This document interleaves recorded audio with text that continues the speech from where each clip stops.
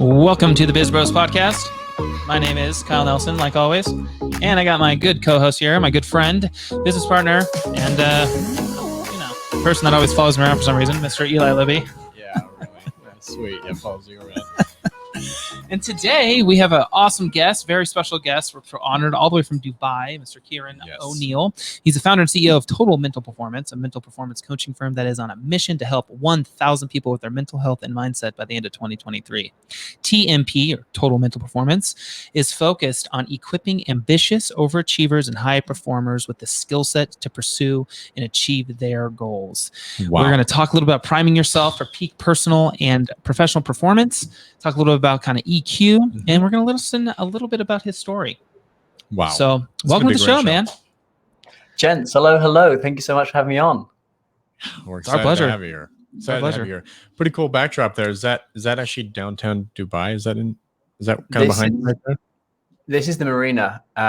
So if you want a serious tour and you want some minds blown, you guys have been to Dubai before? No. It's on the list. It is on the list. Check this out. Right. So, definitely tune in here if you're not. Watch on video. Yeah, watch the video. We're going to Dubai. Whoa! Look at that. Oh my gosh. Look at that. That is awesome. Wow, what a spot, man. Well, sounds like we're going to catch a flight here. We'll be out there in a couple days, probably. I don't know. Yeah, guys, please come and check it out. It's a very, very cool place. I know that the States are well known for their skyscrapers, and I'm an architect geek. I fucking love big buildings. I love everything about that. But in London, in Europe, we're a little bit more timid with like the tall buildings. So I come to Dubai, and they've basically ripped off all the best skyscrapers in the world and built their own. And we've got some original stuff here as well. I've seen some amazing photos in Dubai. Oh, dude, it's insane. I mean, I've been there, but I've definitely seen some crazy photos. Are those guys that like stand on top of the buildings and look down, and I get all squeamish watching those. Yeah. Wow. Well, awesome, man. Well, welcome to the podcast. Yes. Why don't you kind of tell us a little bit about just kind of your upbringing, kind of your setbacks you've had, the lessons and challenges, and then, some of the achievements and success that you have today. Let's kind of dig into it. Yeah, sure. Let's dive right in. So as you guys mentioned, I'm the founder and CEO of Total Mental Performance. But if we go all the way back to say, I grew up in a small town just north of London, and my first journey with mindset, with mental performance and things like that, actually started in a boxing gym. So I was probably about 13 when I walked in there. And I walked in there right after my dad, who was my football, you guys call it soccer, manager. And our team were bottom of the bottom league. And he benched me every game. And I really went from that to, as an adult, we can laugh and you go, wow, that guy must have been really, really bad at soccer, right? But actually, as a child, you kind of take that as I'm not good enough. Not even my dad thinks I'm good enough. And kids go one of two ways, right? I either go, yeah, I'm not good enough. But actually, the majority of people listening to your podcast are going to be in the other camp, which is, well, fuck you. I'm going to prove you wrong. I am going to overachieve. I am going to grow and scale businesses, and I am going to go and be successful. So I was one of those kids. So I went into boxing, give my heart and soul into that. I was also setting up businesses as a kid as well. I was always selling sweets on the playground, or I actually sent a container full of fridges over to Africa because they couldn't get hold of them, and I knew there was some money to be made there. And I've always been an entrepreneurial kid. Nice. And so I was boxing my way through. I left school when I was 16. I didn't really appreciate education. I've got 99th percentile ADHD, so I didn't have that diagnosed until my early 20s. So I didn't know what was going on. I just couldn't concentrate. And I thought, well, what's the point of studying business when I can just go and learn about it? So I left school, and your equivalent of Shark Tank is called Dragon's Den in the UK. So I went to one of that guy's business schools, a guy called Peter Jones, multi-millionaire, and learned about business there. And you set up a company, and he assessed you on you running a company, and that's how you got your qualifications. It was awesome. That's really cool. Yeah, we need some more educational institutions like that, man. This is really cool. So, I mean, the best way to learn is through just doing it. Yeah, that's like a perfect way to do it. Yeah, you're in the trenches right there. That's really cool. Exactly that. And so I left there when I was 17, graduated a year early, got full marks. My business failed, but I took an idea. I brought a product to market, made it work, sold some, but I didn't know how to sell B2B. Big difference selling B2C than B2B, right? Mm-hmm. So then I met a CEO who was one of the advisors at I don't even call it the academy. And I said to him, hey, you've got a B2B sales force. Can I come and work for free? And he was like, why? And I was like, I want to learn how to sell B2B because that's why my business failed. And he was like, yeah, sure, come on in. So I went there. He gave me an interview. He gave me gave me the pen. This is before Wolf of Wall Street. He said, sell me the pen. And I sold him the pen. He bought 2. And then he says, I actually want to pay you. And I was like, okay, great. What for? And he goes, I want you to sell this virtual reality product. It teaches people how to weld, welding and fabrication, the engineering stuff. It teaches you how to do that in a VR environment. We haven't sold any yet. We think that you can sell some. You want to give it a go? Well, yeah, sure. Well, I got to lose. Didn't sell anything for 8 months. And then on months 9, 10, and 11, I ended up selling the equivalent of, say, I don't know, $600,000. I cold called them, booked the meetings, and closed them. Wow.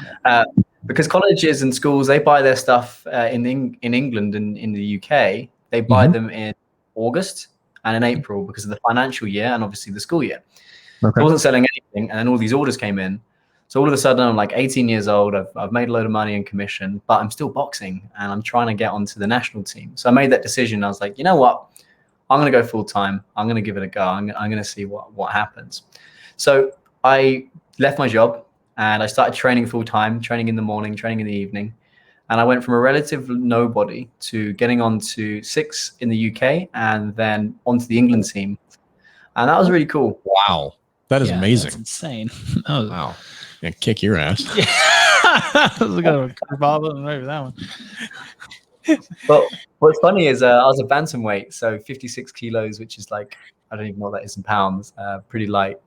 So whenever my friends would go out, my friends are like these big, muscly, tall guys, and I'd be this short, skinny dude, and everybody would pick on me. And little did they know that I had big hands that I could throw. You're the one that start throwing. Wow. Yeah. Managed to always talk my way out of it, but I never had to use them on nights out. But so managed to get there, and I couldn't make Team GB. I wasn't good enough, but also my mindset was really the thing that was holding back, the big one. And it was at that point where I really started to look into mindset and the power of self-belief and looking at emotions and things like that. Yeah. But I didn't make it.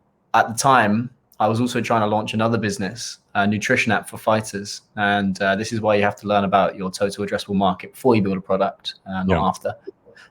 So I built that product and that failed. And in the space of like 3 months, I lost my space on the England team for not being good enough and not being able to maintain the weight. I was £15,000 in debt. I had an eating disorder.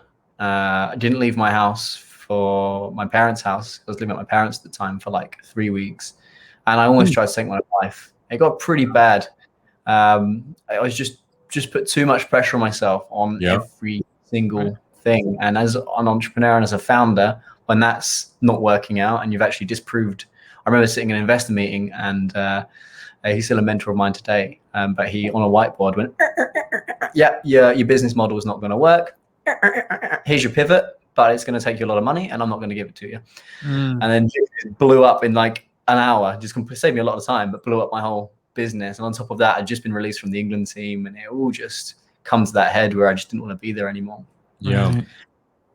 And you probably see this with founders and entrepreneurs when they fail. You fail, like my dream was to go to the Olympics or scale the business out. And then they both collapsed. My identity as an athlete and my identity as an entrepreneur just folded in. So that was like the dark part. Yeah. Wow. Totally. That is crazy. Well, thanks for sharing all that. That is that's unreal. But I think we're going to get, sounds like, to the kind of where you are today in the successful part and the uphill part, but everybody has those scars, those battle scars that make them who they are. I mean, the only way to appreciate the highs is you gotta experience the low of lows. I think we've all been there in one way or another. But when you get your identity ripped away, that's got, especially because you had 2 identities that you've found is who you were, and then they just both get crushed. I can see how you had pretty dark times for sure. Yeah. Wow. We all would. So let's hear a little bit about what was the next big aha moment for you after that? Yeah, so I was fed up of and if you think even deeper, like on a masculine level, where you're in so much debt and you're not achieving, and you're like, oh my god, like what's going on? I started reading a book called Rich Dad Poor Dad, and that was a game changer. And I thought, oh, okay, yeah, that makes sense. So I called up that investor that disproved our whole business, a guy called Ron Goddard, angel investor, really, really sharp guy. And I called him up and I says, hey, I'm fed up of being skint or poor. I don't know if you guys have the word skint in the US. I'm fed up of being poor. I was like, I need some help. So will you be my rich dad? And he laughed. And he went, yeah, sure. And he educated me on business, educated me on finance, and he actually got me a job as an SDR at a software company. And my ego said, I don't want to book meetings for other salespeople because I've already closed like £500,000 business. I don't need to book meetings for other people to close it. And he says, I don't give a shit about that, Kyran, because you've got a lot of debt that you need to clear off, and if you work your way through that, you clear off your debt. I went, yeah, fair play. So I managed to clear off the debt in 7 months. And the way that I did it was I was not only booking meetings during the day in Europe, but then I'd call into New York, which was 4 hours behind London, into the night. Working like 12-hour days. And I was like, great. And I actually doubled my earnings and commission because there was no one else calling into the US. I was the only guy in Europe doing it. I was like, great, awesome. So once I cleared off all the debt, I then moved back up into a closing position, and I had some record quarters and managed to acquire capital. So then I started to realize, like, and we were selling some really cool tech, like data analytics software, e-commerce software. So really, really hot markets, really competitive markets, and like really good fun. But I started to realize that sales is a great vehicle if you're skint or if you don't have any cash and you're insecure. Because once you have the cash and once you've done the psychological work, and I worked with my own mental performance coach, actually it didn't interest me anymore. Where I had more fun was, coaching members of my team, was coaching junior athletes as well on their mindset. So I started studying as a peak performance coach, NLP practitioner, cognitive hypnotherapist, therapist on the side. I started to realize, actually, this is a lot more fun. And as the fun for that started to ramp up, my desire to sell really started to disappear. And as I started working my way through, then the pandemic came around, and I was like, you know what? Like right at the first lockdown, I was in London for that. I was like, I don't even want to sell software anymore. I've got enough capital behind me where I could literally stop working and I'm fine for a couple of years. Like, why don't I just look at coaching? So I started coaching like industry contacts for free, and they all started paying me really quickly. Then they started referring me really quickly. Then next thing you know, we've built a 6-figure business in our first year of just coaching. Now we're a team of 5, and we're starting to go really, really quick. Wow. That's awesome. To take off from there. And the reason I'm in Dubai was I got invited to speak here at the Burj Khalifa, the biggest building in the world. It's that tall, pointy one. Yeah. And ended up picking up 7 clients, and off the back of that talk, and a lot of them were local, and they says, hey, can you stay for an extra couple of weeks? I went, yeah, sure. So I stayed a couple of weeks. Then the UK put Dubai on the red list, so you couldn't go back without like quarantining, paying loads of money. Oh, wow. So I thought, fine, great, it's a New Year's Eve like holiday. Let's just stay for that. And then come January, the rules didn't change. I thought, okay, Q1, let's stay in Dubai. And now we're in July. I'm still here. I've built up a base, and that's awesome. Very cool. Well. So that's the story. That's crazy. Wow, what a story. That is really cool. I just think it's amazing to see just like the progression, or listen to the progression of it, fairly how quick you changed your mindset, and like you started attracting success in your life, and kind of keeping that mindset, and just like a lot of people, I don't think a lot of people out there would stick with a job just to pay off debt. Like, I don't see that happening. Like, most people are just like, they get distracted, or they just like, yeah, I'll pay off my debt. And like 3 months in, they're like, screw this. I'm making good enough money to have fun with the money instead. Like, that's really cool. Sounds very much like that Wolf of Wall Street talk. Are you behind on your bills? Oh yeah. Good. Pick up the phone. Start dialing. That's what it felt like at the time. That's so cool. Question before we dive into the topic: how did you sell the pen? Great question. Yeah, so I looked at the pen that was in his hand, and it was like a chewed biro, like the plastic ends.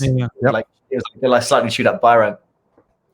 And I just said to him, "So you're a CEO, right?" And he was like, "Yeah, I am a CEO." I'm I'm guessing you meet other CEOs. Yeah. I'm guessing you meet important customers. You went, yeah. Okay. And would you agree that when you meet another human being, they will judge you on every small, minute detail, and they might not even be aware of it? And he went, yeah. I went, okay. And do you think having a chewed up biro, do you think that puts the best impression when you're meeting top customers or when you're meeting, important government officials or whatever? Right. And he looked a bit taken aback. And he went, no. And luckily, I had a pen in my back pocket and there was his catalog on the desk. I says, look, I understand, not many people bring up the pen, but I'm an expert in this space. So let me give you this one. Try this. Just feel the pen. Just write it down on the piece of paper. Like, just notice the weight of the pen, the design, how it feels. I think that one personally suits you, but don't worry. If you don't like this one, and I pulled up his catalog, I've got 1,000 pens, and we can personally go through each page to figure out which pen that is that you want. There you go.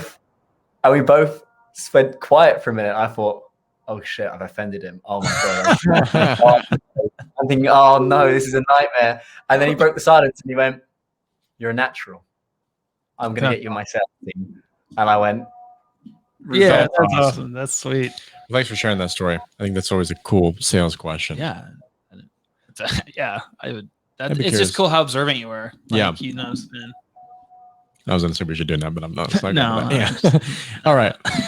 Anyways, so the topic, priming yourself for peak personal and professional performance. I think maybe just dive in just to the topic and what that means for most people. Priming yourself for peak personal and professional performance. What are we talking about in terms of that? What does that mean? For sure. So we have states that we know are more productive, or we have states where we know we get things done, whether we're more productive, whether it's the way that we communicate. For example, if you think about confidence, but let's play a little game, right? If both of you are going to point in your body as to where you feel confidence, where would you guys point? My heart or my head? I'd pick the head. Pick the head. You pick your heart and your head. Yeah. You pick the head. Yep. So you both have similar places, but also slightly different. So we all experience these peak states in different areas. So if I was to ask you both, is it a light feeling or is it a heavy feeling? I'm sorry, say that one more time. I didn't catch that one. So think about that confidence, right? It's in your head and in your head and your heart. Is it a light feeling or is it a heavy feeling, that confidence? I think I would say light. Light, yeah. It's like a flow state. Like I don't have much weight when I'm in it. Is it hot or is it cold? Hot. Burning. Hot, yeah. On fire. Yeah, I would say hot. Yeah. Hot. Pressure or no pressure? This is fun. Pressure. I'd say no pressure. Because you're kind of in the state. There's no pressure. I kind of feel forward pressure. Like I know. I kind of feel like I kind of would maybe pick the heart now. I think about it. No, you can't turn around. This is a one-time thing, dude. Well, I would have picked probably both. Or my arms. I don't know. Right. So you guys have got different feelings of confidence. Yeah. Whether it's your head, whether it's your heart, whether it's hot, whether it's cold, whether there's pressure, whether there's not pressure. So we all have these different feelings within us, and it's about accessing those states. Sometimes I'll speak to entrepreneurs or business owners, and they'll be like, I just don't have any confidence, or you know what, like I'm not a. So sometimes you'll see some founders, they'll be like, they're like techies, or they're not extroverts. And they're like, I'm just not an extrovert. I'm not a confident guy. Or the opposite, they'll go, oh, I'm really confident to speak, but I'm just not good at the detail, or I can't do that. But actually, we have these states within us. If you ask that introvert business owner and you says, okay, well, tell me something you're really passionate about, and they start going off into tech or gaming or whatever, all of a sudden they light up, and all of a sudden you see them become very confident, and you say, well, actually, can you identify how confident you just sounded then? And they're like, oh yeah, okay, well, let's isolate that. Where is that feeling in your body? Where does that come from? So it's really about harnessing peak states like confidence, like focus, like creativity, and it's understanding how you experience those, then using practical tools to help get those into state. So that's one half. Before we roll on to the next half, you got any questions around that? Because that's quite a fun exercise. I could see the light bulbs going off. We love those things on the podcast. I think the guests as well. I think it's cool how you like signify like, well, you do have confidence. Mhm. Look how excited you just got. Look at the confidence. Like it's just coming out. I think that's awesome. I think it's also making them very self-aware, like being self-aware like that. Like you be self-aware. Okay, you just got excited. Like be aware of that. Yeah, and we have these states within us, but sometimes we just forget. We have these resources within us, but it's about rediscovering them. And maybe, you know, things aren't going well at work, but actually you go home to your family and you see your wife and your kids and you feel amazing. It's like, well, imagine if you brought that energy into your work. How different would you respond to you? How different would customers respond to you? So we have the skills, we have the resources in us. It's just accessing those. So that's accessing peak state. But the other half is avoiding like negative states. For example, some people will get really, really, really nervous when it comes to doing a company all hands, when it comes to talking, when it comes to selling to customers or whatever it is. Maybe they've got to let some people go and that's very uncomfortable. Now, naturally, uncomfortable feelings are going to come up, but if we let them consume us, that's where things can get really, really, really, really bad. Because Mike Tyson had a coach called Cus D'Amato, absolute legend in boxing training. And he had a phrase about fear, which was amazing, which is fear is like fire. And when fear is controlled, it keeps the house warm. You can cook your food on it. And actually, it's great. It's a really strong resource. And it allows us to put man on the moon and it allows us to build stuff and shape the world how we want it. But when fear, like fire, is out of control, it burns the house down. And it causes damage and chaos and destruction. And it's the same with things like fear or guilt or shame or insecurity or even just low moods. Understanding what it is that's driving those. Because if you turn up, and you know this as leaders, as soon as you walk into the room, your team inherently can sense how you're feeling. You turn up to a call, your team can sense that. So if you're walking in, you're putting this bravado on, and actually underneath it, you're shitting yourselves, your team will pick up on that. And in the current generation, we're all learning about mental health. We're all learning about psychology. So like 10 years ago, 20 years ago, you could basically bluff your way through because no one understood this stuff. It doesn't work like that anymore. If you look at Gen Z and the millennial culture, we understand psychology. We understand emotions. We understand feeling. So being able to control, if you really want to be able to manage your team, you have to be able to manage yourself, whether that is fear, anxiety, low moods, insecurity. By conquering that, and when you walk into a room, your team will pick up that you're not afraid. Or you can share, you know what, things are a bit ropey right now, but I'm okay with that. That will help your team feel so much safer and build the best environment for them to turn up and win, versus trying to wing it or trying to put on a facade or trying to put a face on to say everything's okay. It's like the classic, are you okay? I'm fine. Yeah. How are you? Doesn't work. Where do we go with that? I have a lot of different ways we can go. I'm just saying it's cool. The thought leaders that we have on this show, they all say a very similar thing. We had a really, really cool podcast a while ago that relates very closely to yours on how people pick up on the smell of fear that's being, a real thing. They can smell it. So they did this really cool test where they basically swabbed their armpits from a state of fear and a state of scared, like on like a scary movie. And then they put it on these people's noses, and they actually they didn't feel anything when they were scared from a movie, but they felt fear when they smelled the swabbed armpit that was because of fear. And the point of that was, as leaders, you walk into the building, like you said, and they're picking up on everything. They can smell you. Exactly. If you're a clone or something, I don't know. But it's very cool. It's very cool how it related to what you just said there. So I think our listeners are really going to pick that up and connect those. And I get it. Like priming yourself for peak performance and like professional performance. Like you always have to be prepared and like primed in order to make like an athlete. Yeah. Totally makes sense. Yeah. Constantly working your brain. And I feel like mental toughness and mental strength in today's athletes is so much more visible and transparent.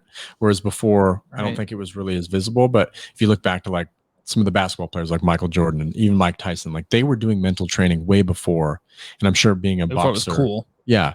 Like you're kind of trying to picture yourself, visualize what that win looks like when you finally like knock the guy out. Like, what does that look like before you get to the ring? I love it. Quick question. This is kind of going a little off. You mentioned NLP, how you're a practitioner in it, correct?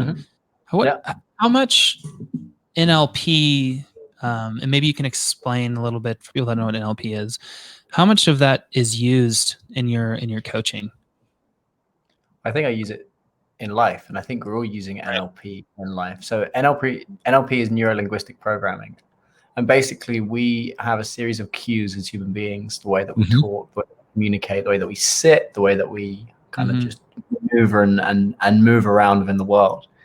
So we're constantly using that, and we're kind of stuck with language as a main communicator, particularly if you're on the phone or if you're listening to this podcast, or you can hear it. You can't see me, you can't see us, you can just hear us. But language is actually it's a really hard way of communicating, because if you think about the word love, right?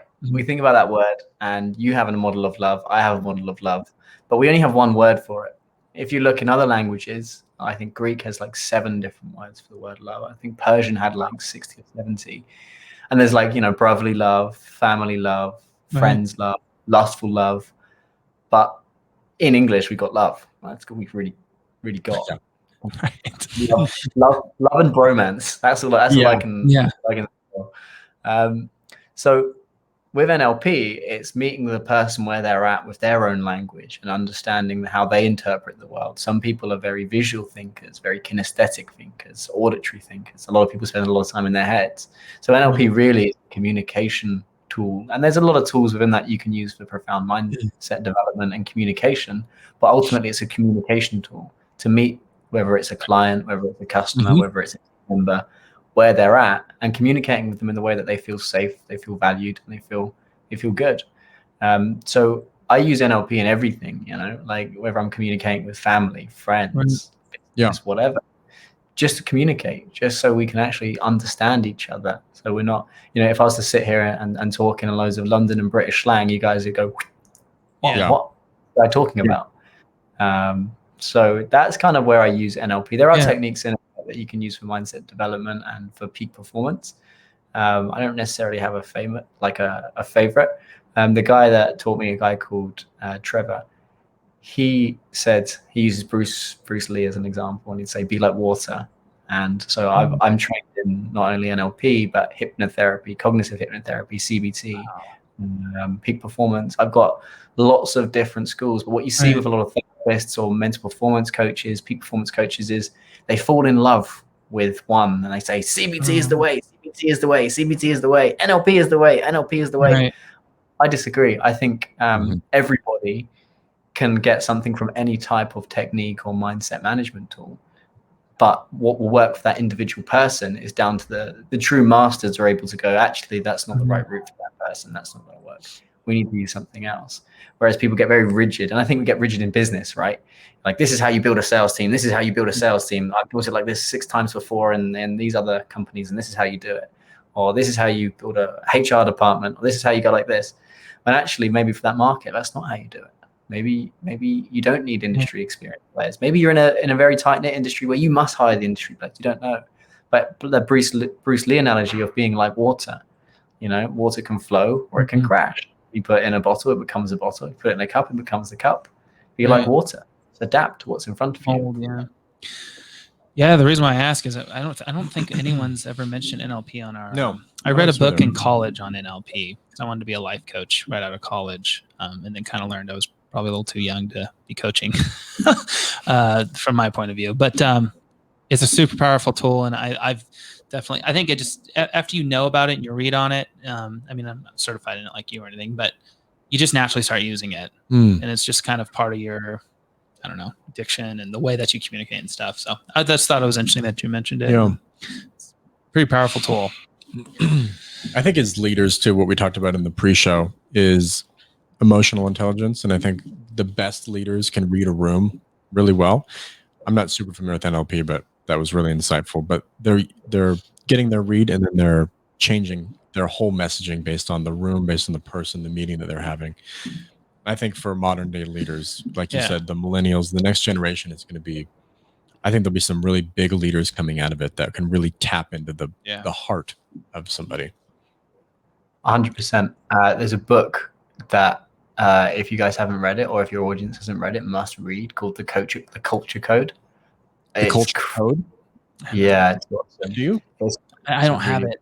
It's on my list though. I have heard that's a very good book. I would love to read that book. Yeah. Okay. So, I don't know anything about.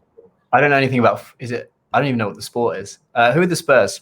Please educate me. Who are the basketball? Right. Yep. So there's in this book they explain a coach called Popovich. Oh yeah, Greg Popovich. Yeah. Is that the guy?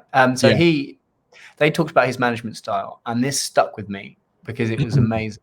So on the surface, like when you see him on the court, he's shouting, he's screaming, he's quite dictatorial, and apparently there's loads of compilations of him on YouTube of him like really kicking off and having a go. But when they actually got underneath the hood and they looked at what made him such a great leader, his way that he would connect with each and end of every individual player was like nothing anyone had ever seen before. That connection that he could build with the team, his ability to read the room, his ability to sense on an emotional level when to put an arm around a player and when to give him a kick up the arse was one of the things that made him such a leader. And there's one story that was so crazy, like so crazy that made me think that is genuine leadership.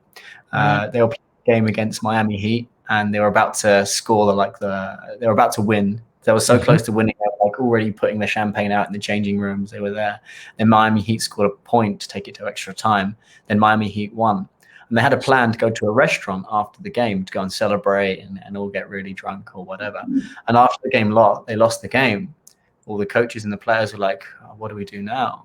Like, are we still going to go to the restaurant? He says, yes, we're going to the restaurant still. And they still went to the restaurant and they didn't talk about the game. And he just went around and gave every single player a hug. And he just says, I'm really proud of you today. Well done. And they didn't talk about the game. They just chatted and they were talking about food. And he managed to put all of his emotions aside before they arrived and make those one-to-one connections. And then as a result, then the next day when they went into training, he didn't go, you guys are assholes, you guys are this, you guys are that. He goes, right, boys, we have got to do something about this. So I'm proud of your inputs. We're going to do this. And next year they went and won the league. So it's cool. It's crazy. I got some goosebumps right there. I think sports coaches are I mean, there's so many books coming out and documentaries and different things about sports coaches. Right. And I think it's fascinating to read and listen to that stuff. So. Business is a blood sport, right? Yeah. If you really think about business, it is such savage sport. And I think some problem is we forget that business is a sport and we take it too seriously and we get so hung up on the numbers. We get so hung up on the customers. We get so hung up on competitors. We get so hung up on all of that. And actually it's just a sport. It's just a game. And yeah, there are livelihoods on the line, but it's the same in sports. If that goes wrong, someone gets injured, they lose their whole lifestyle. And once you start to recognize that it's a game, it's a serious game, it's a dangerous game, but just reframe it and go, okay, so like, you know, we own a software company, we own an investment business. How can we get the best out of our team, what we have and the resources we've got? And how can we, you know, we look at the competition, but we don't get caught up by the competition. We just figure out a strategy, how to outmaneuver them and how can we really dominate us. It's the same thing, but we just get caught up in the idea of money and numbers. And I love what you're saying. I love what you're saying. We had again, another podcast. Somebody said, think of yourself as a professional athlete. You need to train like one. You need to eat like one. All these different things. But if we kind of reframe ourselves as co-founders as like head coaches of a team. So yeah, I mean, there's a lot of people, a lot of like co-founders out there that call themselves coaches. Yeah, it's a big thing. Yeah, I mean, you get seasons that you win, you get seasons that you lose. Yeah, you get the owners that have investment and they can build the team, and then you get the owners that don't have investment. And fighting every day, right? You build rockstar, all-star teams to win. And it's wow, love it, love it, love it. Mind-blowing. Yep. I don't know why I never looked at it like that. So let's take let's take it for a level higher, right? Because when I'm working with entrepreneurs, founders, investors, a lot of them burn themselves into the floor. They're working too hard, they're working too much, and they experience burnout. So I say, well, why don't you just reframe your workload and just treat yourself like a commercial athlete? And athletes can only train for so long. You can only work for so long before your output, your strength, your power, your speed considerably drops. So if somebody's working 12 hours a day and their production capacity really is only about maybe 10 and a half, then them consistently pushing that extra hour and a half is going to completely burn them out. So their output is going to be less good. So when they're speaking to the team can sense that they're stressed and that they're tired, and it doesn't work. So getting founders and owners and business owners to reframe their own mindset and their own workload and turning them into a commercial athlete versus I'm a business owner. What does that mean? Whereas if you can treat your workload like a athlete, where athletes sprint and then they rest, and then they sprint and then they rest, and then they sprint and then they rest. And there are times of the season where, you got to keep sprinting. Otherwise, it's not going to work. You have lots of races coming up. You've got lots of matches coming up. You just got to find a way. But in them times where you don't have to sprint, that's where you really need to rest and recover and take down time and do that. So not only is your business like a football team, a basketball team, or whatever, but actually as the founder, the operator, the CEO, actually your job is to manage yourself as an athlete within that team. Wow. Love it. Mind-blowing. Audience is left with some nuggets. I am stoked walking out of this conversation. Absolutely. So as we wrap things up, we usually ask our guests 2 or 3 lines. If there's one thing you hope that our listeners are walking away with, what is it? Your mind is responsible for everything that you experience. So it makes sense to train it. It makes sense to explore it, and it makes sense to invest in it. If you can take that away, whether you start reading books, whether you start listening to podcasts, whether you start working with a coach or whatever, just understanding that without your mind, without your mindset, you can't experience anything. So if you want to be in my opinion, to be the best of the best, the more that you understand yourself and you look inwards, the more you can control your environment, no matter what the business throws at you, whether that's the marketplace, whether that's your team, whether that's culture, competitors, or whatever.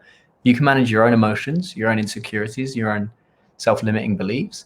Then you become unbreakable because the external world doesn't matter as much because you're spending less time managing your internal self within that environment. So I would probably say that. That is amazing. Love it. Great show. So where can they find you? Follow kind of your journey. They want to get in contact, have you as a coach. Where's that? Where can they get you? Yeah, for sure.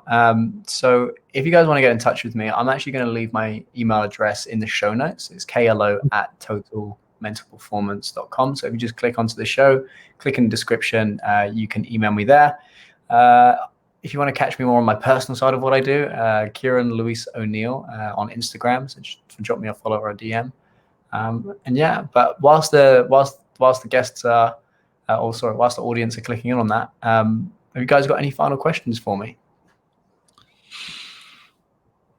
What's next for you? What's the next part of your because I know you're trying to reach 1,000 people with mental health and mindset.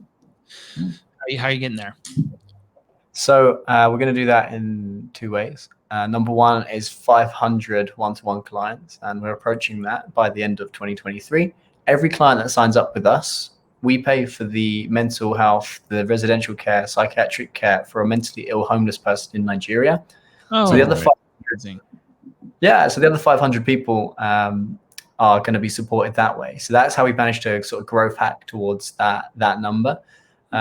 Eventually, as we start to hit scale and we set up our 3-year plan after that, and we've achieved that, I want to take it back to the UK and look at doing some more stuff there as well. So that's how we're doing it that way. We're approaching good numbers. We're getting there.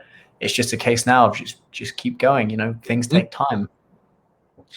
That was amazing. Amazing. Well, Kyran, thank you so much for coming on the Biz Bros podcast. Absolutely. That was a awesome conversation, great show, and I know that our listeners are gonna walk away with some amazing insight.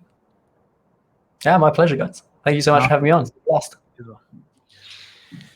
Well, thank you so much for joining us on the Biz Bros podcast. If you haven't yet, please subscribe anywhere that you can find our podcast. Any marketplace out there, just type in Biz Bros and we're going to be there. And we look forward to hearing from you and talking to you on the next Biz Bros podcast. You guys. Perfect, man. Well, that was an awesome show. Thank you so much. That really inspired us and I think got us fired up. And it's always good to have us kind of get our ignition relit sometimes. Yeah, that was super fun.